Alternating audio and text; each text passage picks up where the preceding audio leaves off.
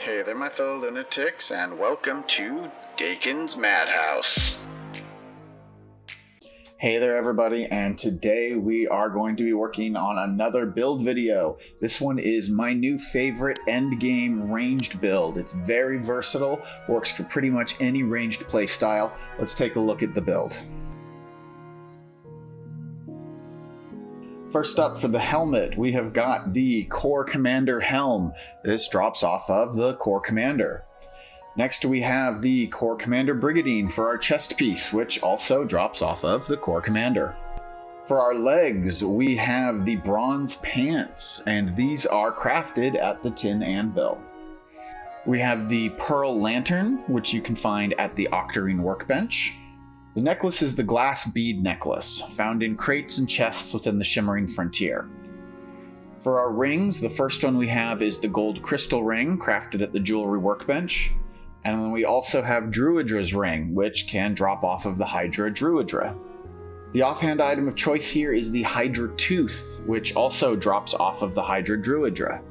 For our satchel, we've got the Scholar's Satchel, and this drops off of either the Atlantean Worm or any of the Hydra bosses.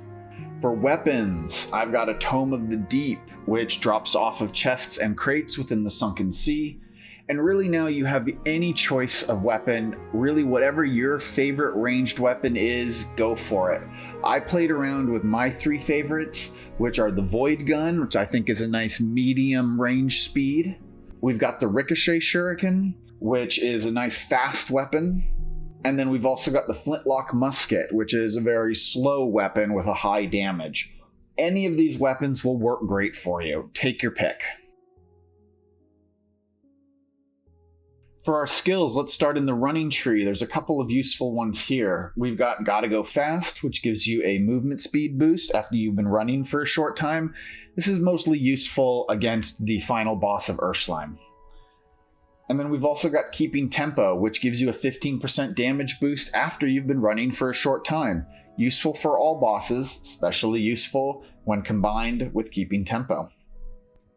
In the melee tree, we've got Strength of the Ancients, which improves our damage against bosses. And while many skills in the ranged tree are useful, I really like Weakness Detection, which improves your chance for a critical hit, as well as Amplified Precision, which improves your critical damage. In the gardening tree, Thorny Weapons is really helpful for that extra critical hit chance. But the really important one is Potent Poison, which gives you an extra 25% damage against poison targets. In the cooking tree, we have got the Smell of Food, which gives you a 20% boost to your damage in general. Now in the magic tree, I'm a big fan of the Best Offense, which takes 50% of your magic barrier and adds that as magic damage, as well as Arcane Frenzy, which increases your magic damage after you get a crit, and finally Fully Charged, which increases your magic damage based on your remaining mana. Now you might be wondering, why do we care about magic damage on a ranged build? Well, your magic damage can be useful with the Tome of the Deep, because in the summoning tree, we take Trickle Down Arcana, which improves your minion damage based on your magic damage. All of that combined synergizes nicely to improve the damage for your Tome of the Deep. And while this is just support damage, it's nice to have that little extra bit of damage constantly floating around you. When it comes to pets, there are a lot of options. However, I think that the Ferromoth is the best, personally, because I like the range damage boost combined with the regular damage boost. And then I also add on with my skills an attack speed boost, as well as a little bit of triple trouble. This gives me a really nice, really versatile ranged damage pet that buffs me up very nicely. A little bit better than the Owl Lux does. Though the Owl Lux does have movement speed, so there is an advantage to the Owl Lux there. Really, you can use whatever pet you like. I think the Ferromoth is a good one to take a closer look at, though. Here's the buff food that I'm going to be using for this build.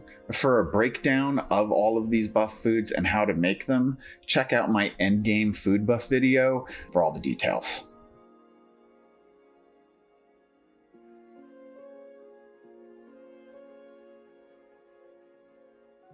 This build pretty much melts every boss, but it struggles a little with Ursheim, and that's because of movement speed. I recommend using the Epic food made with the Spirit Veil fish, as it provides a 54% boost to your movement speed.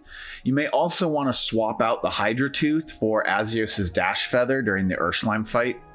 Alternatively, you could use an Owl Lux instead of a Ferromoth for a movement speed boost as well. The biggest strength of this build is that it works with a variety of ranged weapons.